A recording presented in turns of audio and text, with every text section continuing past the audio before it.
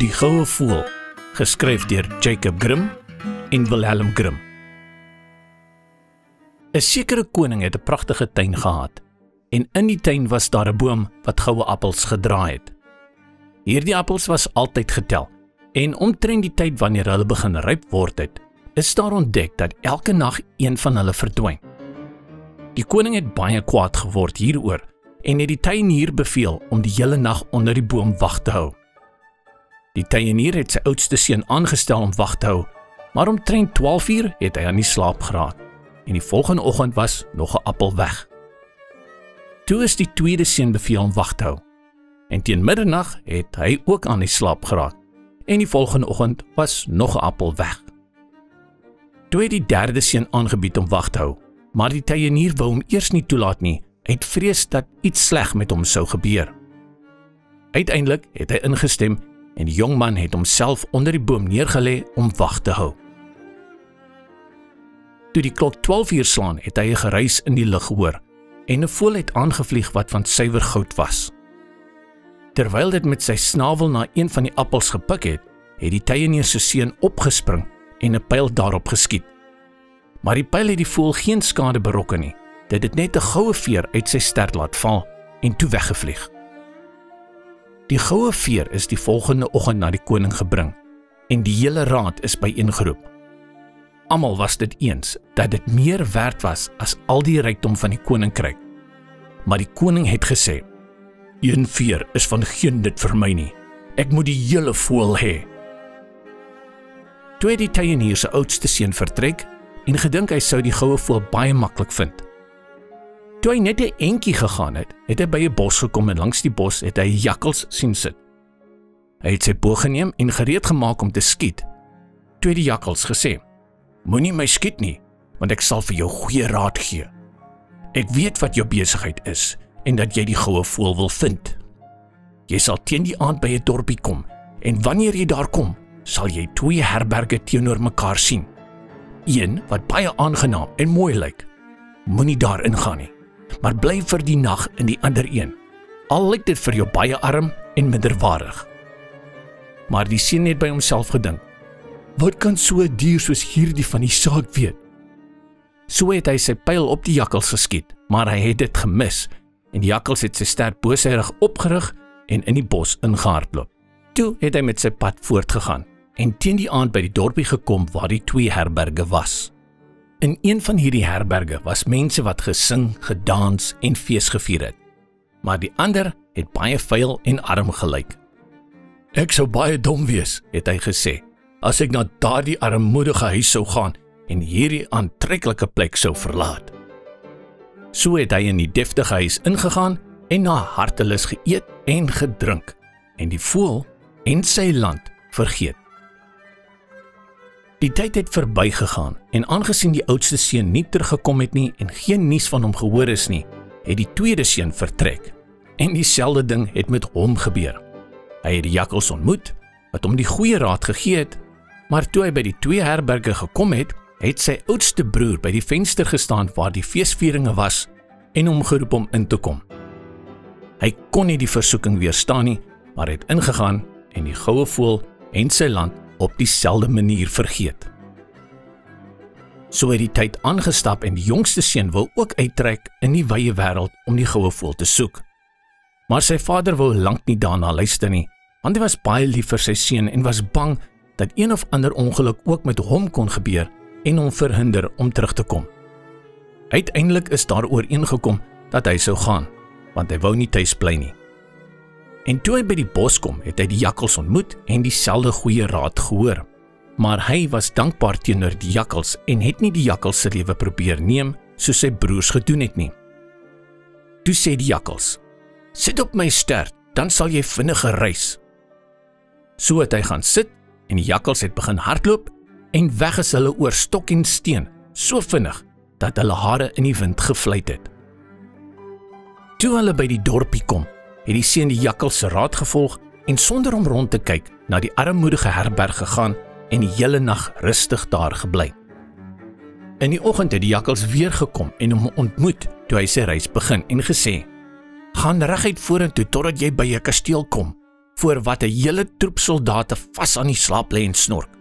Moenie notisie van hulle neem nie, maar gaan in die kasteel in en gaan aan en aan totdat jy by 'n kamer kom waar die goue voël in 'n houthokkie sit. Nie ver daarvan staan 'n pragtige goue koutjie, maar moenie probeer om die voël uit die armoedige koutjie te haal en in die mooi een te sit nie.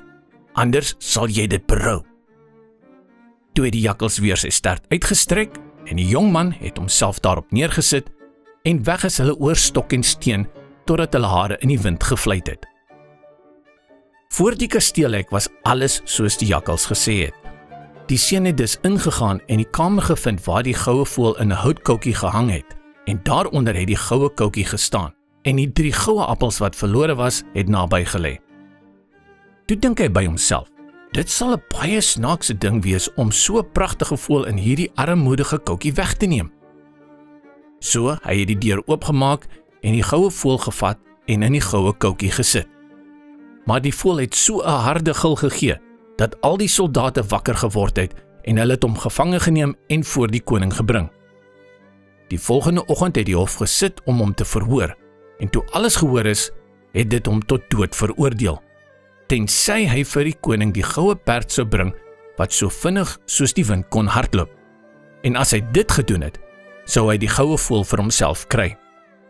So het hy weer op sy reis vertrek, sugtend en in groot wanhoop, toe sy vriend die jakkals hom skielik ontmoet en sê, jy sien nou wat gebeur het, omdat jy nie na my geluister het nie. Ek sal jou steeds vertel hoe om die goue perd te vind, as jy sal doen wat ek jou beveel. Jy moet reguit aangaan totdat jy by die kasteel kom waar die perd in sy stal staan. Langsom sal die stalkneg vas aan die slaap lê en snork. Neem die perd stilletjies weg, maar maak seker dat jy die ou leersaal op hom sit en nie die goue een wat naby lê nie.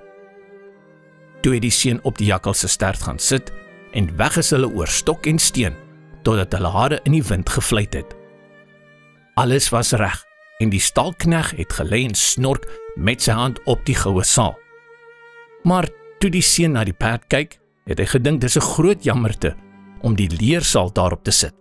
Ek sal hom die goeie een gee, het hy gesê. Ek is seker hy verdien dit. Toe hy die goue saal optel, het die stalkneg wakker geword en so hard uitgeroep dat al die wagte ingehardloop en hom gevange geneem het. In die oggend is hy weer voor die hof gebring om verhoor te word en is ter dood veroordeel.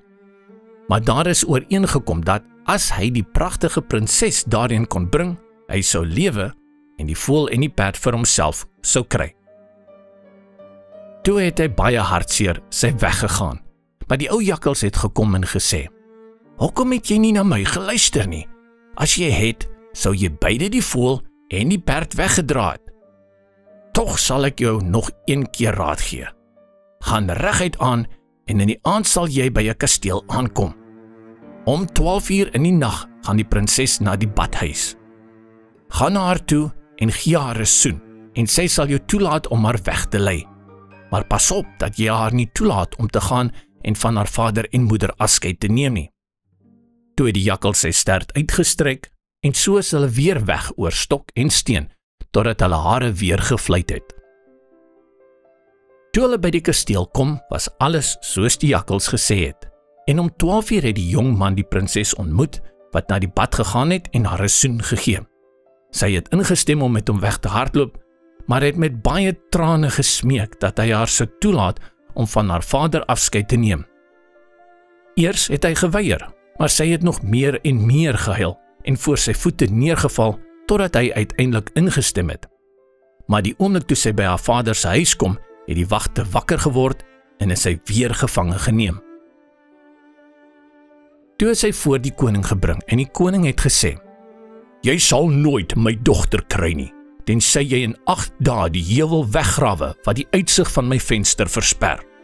Nou was hierdie heuwel so groot dat met alle mag en krag niemand dit kon wegneem nie, en na 7 dae se werk het hy baie min gedoen gehad. Die jakkals het gekom en gesê, lê neer en gaan slaap, ek sal vir jou werk. En die volgende oggend het hy wakker geword en die heuwel was weg.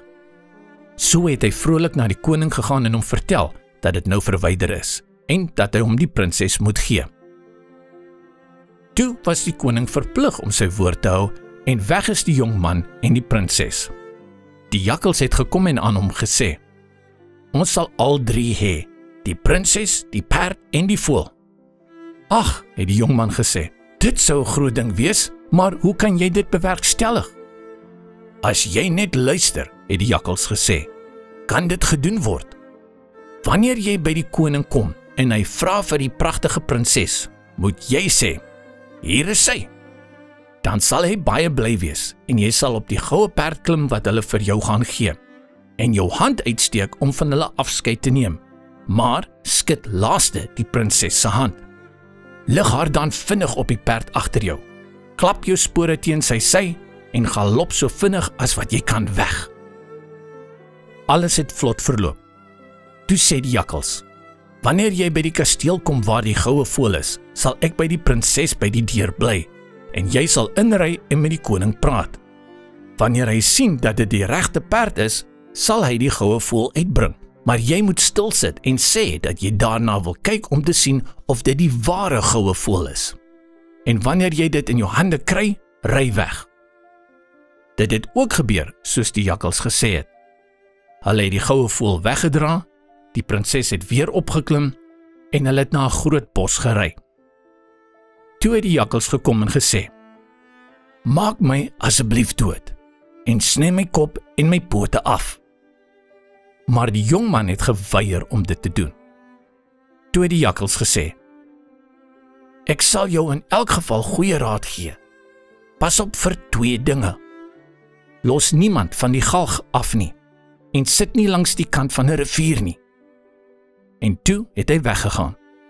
Wel, het die jong man gedink, dit is nie 'n moeilike saak om daardie raad te volg nie. Hy het met die prinses gery totdat hy uiteindelik by die dorpie gekom het waar hy sy 2 broers agtergelaat het. En daar het hy 'n groot geraas en lawaai gehoor. Toe hy vra wat die probleem was, het die mense gesê, 2 mans gaan opgehang word. Toe hy naderkom, het hy gesien dat die 2 mans sy broers was, wat rowers geword het. Toe het hy gesê, kan hulle nie op 'n ander manier gered word nie?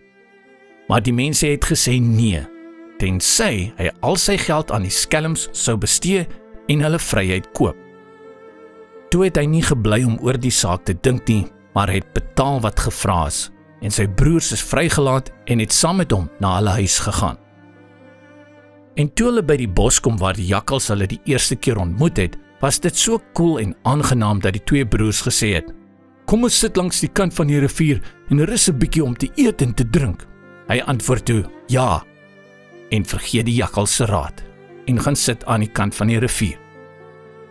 Niks vermoedend het sy broers van agter gekom en hom van die oewer afgegooi en die prinses, die perd en die voël geneem en huis toe gegaan na hulle meester, die koning, en gesê, dit alles het ons deur ons arbeid gewen. Toe was daar groot vreugde, maar die perd wou nie eet nie, die voël wou nie sing nie en die prinses het gehuil. Die jongste seun het op die bodem van die rivierbedding geval. Gelukkig was dit byna droog, maar sy bene was amper gebreek en die oewer was so steil dat hy geen manier kon vind om uit te kom nie. Toe het die ou jakkals weer gekom en hom uitgeskel omdat hy nie sy raad gevolg het nie, anders sou geen kwaad hom oorgekom het nie. Tog, het hy gesê, kan ek jou nie hier los nie, so gryp my stert en hou vas. Toe het hy hom uit die rivier getrek en aan hom gesê toe hy op die oewer kom, jou broers het wagte geplaas om jou dood te maak as hulle jou in die koninkryk vind. So het hy homself soos 'n arm man aangetrek en heimlik na die koning se hof gegaan, en was skaars binne die deure toe die perd begin eet het, die voël begin sing het en die prinses opgehou het met huil. Toe het hy na die koning gegaan en hom alles van sy broers se skurkery vertel, en hulle is gevange geneem en gestraf, en hy het die prinses weer gekry. Na die koning se dood was hy erfgenaam van die koninkryk. 'n Lang tyd daarna het hy eendag uitgegaan om in die bos te stap, en die ou jakkals het hom ontmoet en hom met trane in sy oë gesmeek om hom dood te maak en sy kop en pote af te sny. En uiteindelik het hy dit gedoen. En in 'n oomblik is die jakkals in 'n man verander, en dit was die broer van die prinses wat vir baie jare verlore was. Die einde.